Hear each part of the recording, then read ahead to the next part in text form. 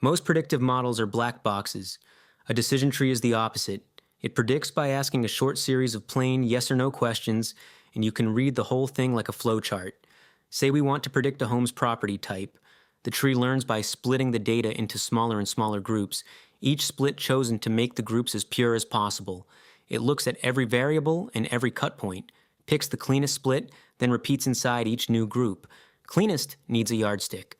For categories, Stratum measures impurity with the Gini index. 0 when a group is all one category, higher when they're mixed. The split that lowers it most wins. The same machinery predicts numbers too. Point it at a category and you get a classification tree. Point it at price and you get a regression tree, where each leaf predicts an average. Stratum picks the right mode automatically.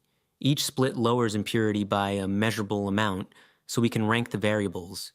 This feature importance chart shows which inputs actually drive the predictions. Left alone, a tree keeps splitting until it memorizes the noise. That's overfitting. So Stratum prunes it back, using cross-validation to find the level that generalizes best, not the biggest tree. Finally, one click adds the tree's predictions back to the grid as a new column, ready to filter, compare, or chart. A single tree is readable, but a little unstable. Next, we grow many trees and combine them. Random forests and boosted trees.